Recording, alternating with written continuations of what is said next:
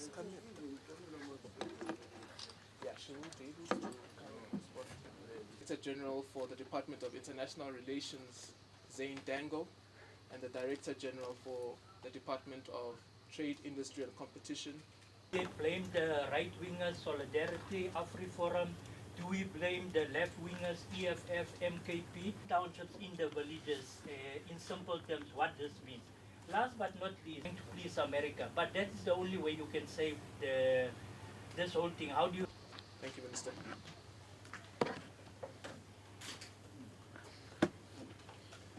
The US is South Africa's third biggest trading partner, with the European Union and China being the first and second largest trading partners.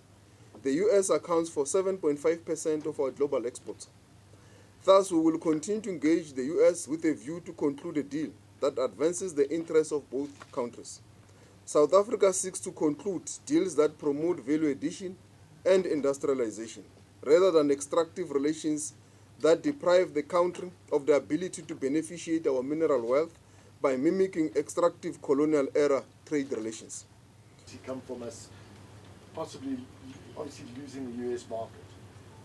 China, the $200 billion US dollar sort of market. About trade or other diplomatic issues coming into the conversation and how much. Moreover, South Africa poses no trade threats to the US economy nor its national security. The calculation of US-South Africa trade deficit ignores the substantial US trade surplus in services, as well as the complementary nature of the bilateral trade and investment relations between the two countries.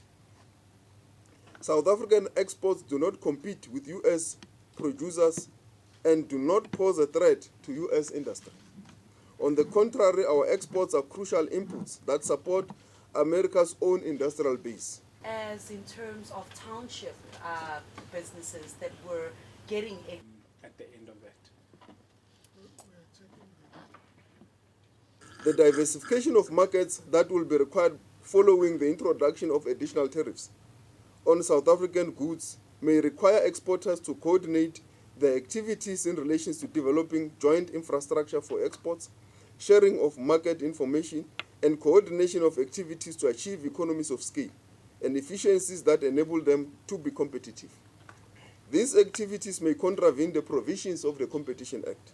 Possible way, given the Trump administration's very favorable stance towards. Thank you. I thought Minister Tau was offering to answer that question.